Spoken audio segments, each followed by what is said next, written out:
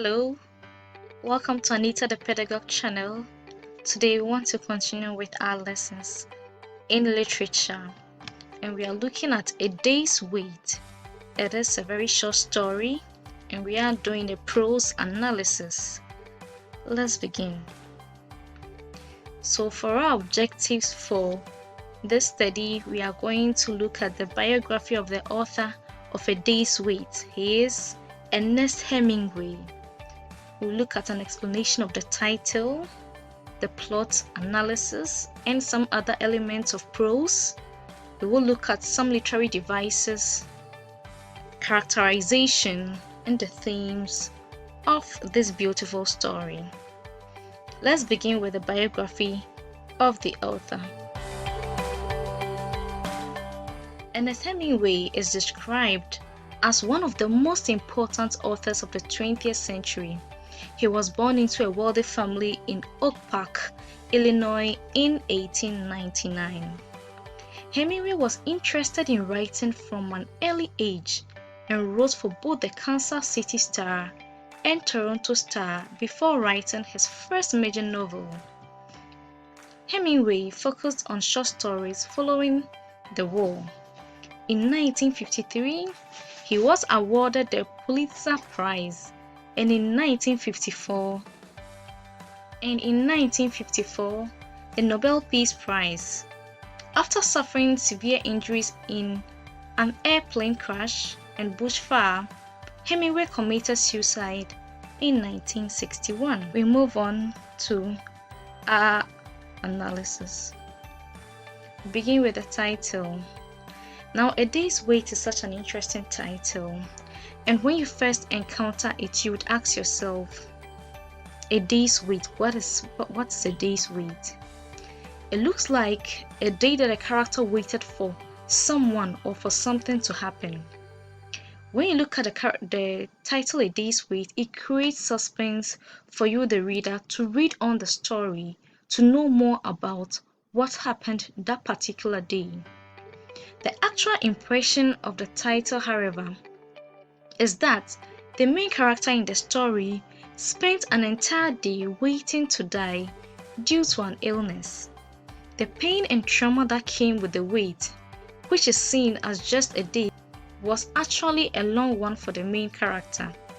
The entire story spans over just a day. Let's begin with our plot analysis. We take a look at a plot.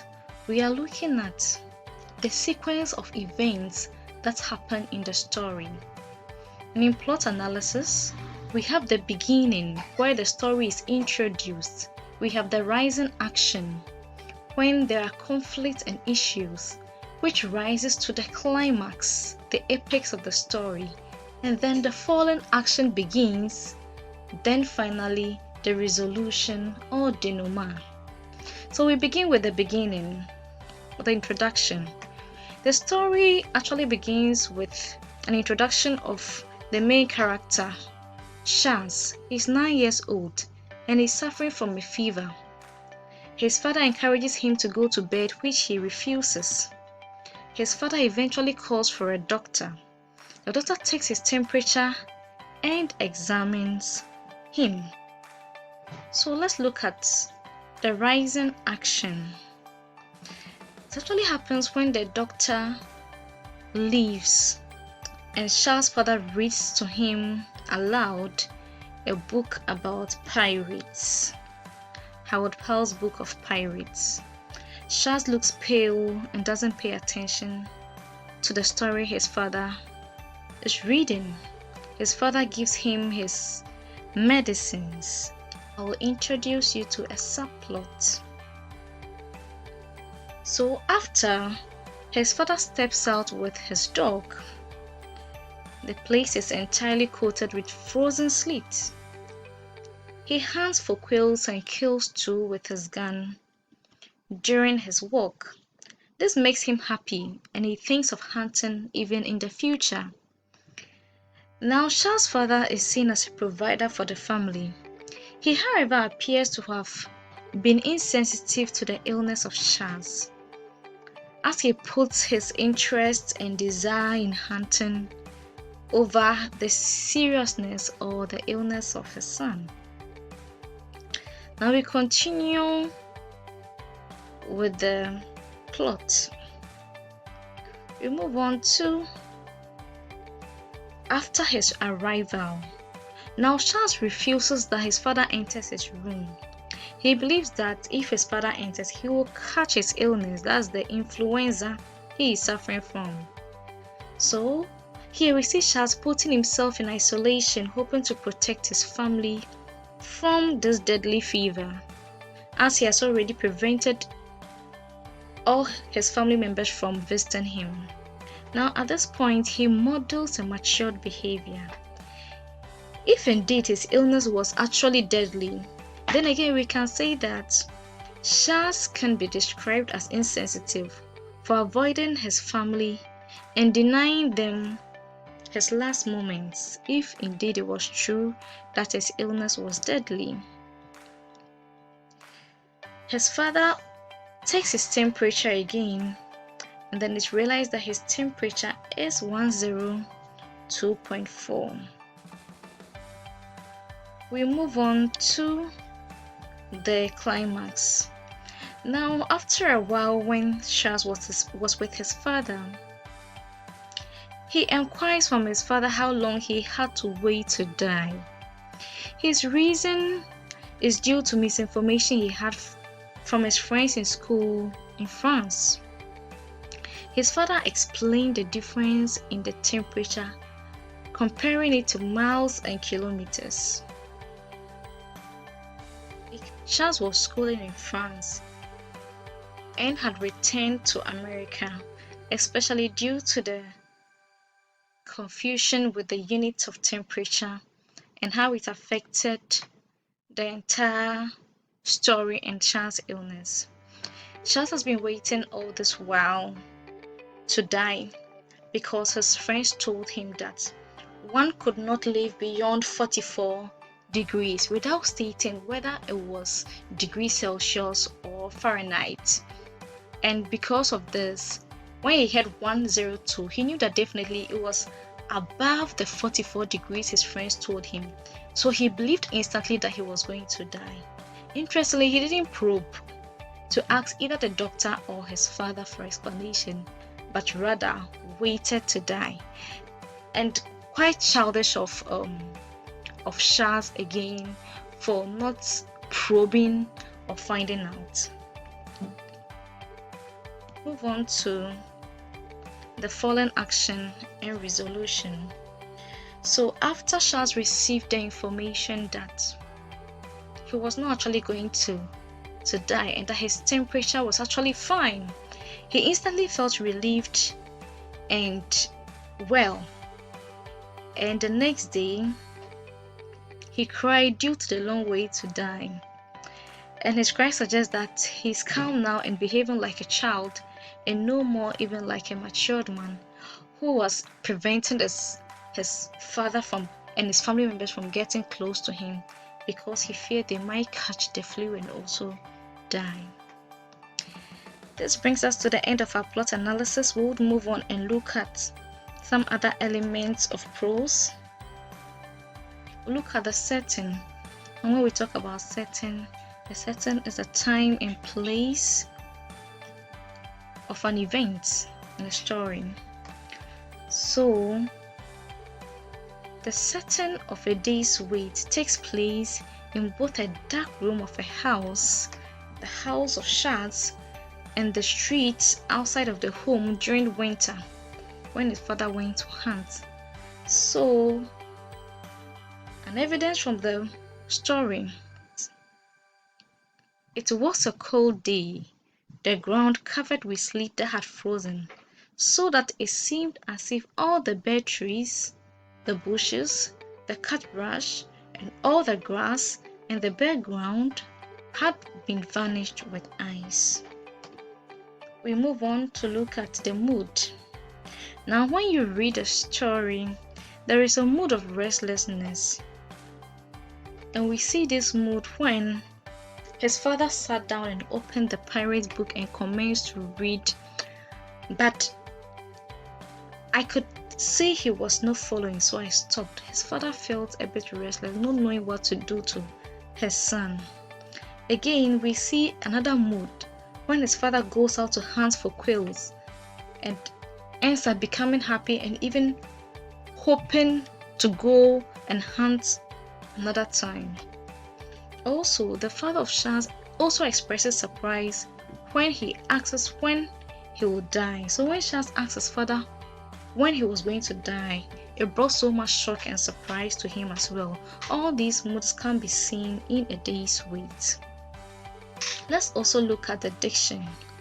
Now, Hemingway, in his choice of words, tries to convey his information in short forms by choosing short dialogue for expressing the conversation between Charles and his father.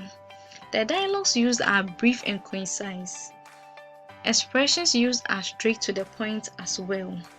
And the text contains about 1,091 words. So when you look at some of the expressions, an example, what's the matter, Charles? The answer is brief, I've got a headache. His father says, you better go back to bed. He says, no, I'm all right. The use of language and expression here, you realize that the key thing is that Hemingway was very brief in his expression, and that shows how short the story actually is, even though the message comes out clear as well. We move on and look at the point of view. Now, when we talk about point of view, we are looking at the one narrating the story. So the first person narrative has been used in A Day's Wait. Now, Hemingway uses it to express his message, which centers around the weakness of human and the effect of acting on wrong information. The point of view is first person because there is a strong first person pronoun used throughout the story. Charles' father served as the narrator. He refers to himself as I and is present in the story he narrates.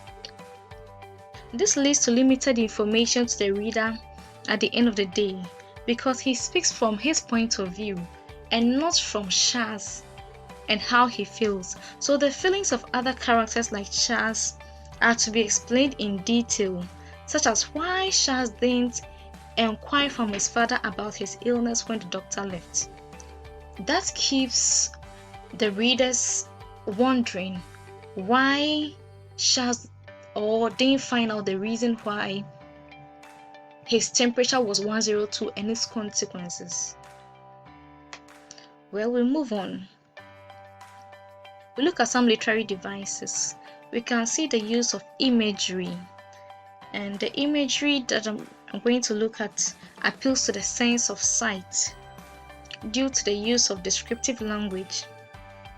And I read, it was a bright cold day, the ground covered with sleet that had frozen so that it seemed as if all the bare trees, the bushes, the cut brush, and all the grass in the background had been vanished with ice. When you read this, it creates a mental picture in your mind to see how the whole place was filled with snow and how the place looked frozen. Another literary device that is evident in A Day's Wait is simile. We see this in the expression, he walked slowly as though it ached to move. Comparing how he walked to how the manner in which he walked to how it ached for him, making it difficult for him to move. And also, it's like miles and kilometers, comparing miles and kilometers. We want to look at characterization, the description of characters in A Day's Wait. We begin with Charles. We look at a description of this character. Charles is a 9-year-old boy who was sick of influenza. He had a fever and walked like he was in pain. He felt weak and pale. He shows innocence, yes, some maturity. He prevents his family from coming to see him for fear that they would catch his illness. He is strong-willed. He acts strong as he is determined and waits to die due to a wrong information on the normal temperature of a person from boys in his school in France. This also shows that he must have been on school holidays and traveled to America where his family lived. He feels relieved and better and back to his normal life after his father persuades him on why he won't die. In the end, he's just but a boy, as he easily cried over little things that were of no importance in the end. We move on to the next character, the doctor. The doctor provides medical attention to the boy when he's called by the father by offering medical advice and relevant medications. I think that the doctor did not explain in detail Charles' condition to he himself. Charles is confused over the thermometer reading he gives, which is 102 degrees, and instantly feels he's going to die. I think if the doctor had gone an extra mile of explaining his condition and when he's likely to recover and other information, I believe this would have cleared every doubt in Charles' mind. Schoolboys from France. This group of characters are referred to once in the story. That information on the normal temperature of a person, which they say is 44 degrees, causes a lot of confusion for Charles during his illness, as he believes that he would die due to his 102 degrees temperature.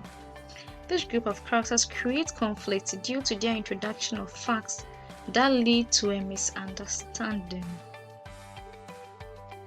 We move on to Papa. He is the father of Charles and the narrator of the story. In the story, he takes full care of Charles during his illness. He serves as a strong support for Charles by encouraging him to rest when he realized he had a fever. He tries to read aloud to him. Even though he underestimates the feelings of his son and goes on to have a good time hunting, he ends up being the sole person who explains the misinformation Charles has concerning his temperature by explaining and persuading him to accept that he will not die but be better. We look at the themes. Information that is misunderstood can lead to false conclusions is one of the themes that Ernest Hemingway seeks to bring to our attention. Charles hears his temperature is 102 degrees and assumes the doctor referred to a Celsius degrees temperature instead of Fahrenheit. This leads him to believe that he is about to die. So, when it comes to misinformation, it happens without even one's knowledge. Charles misinterpreted his illness because of misinformation he got from his friends from France about the normal temperature level.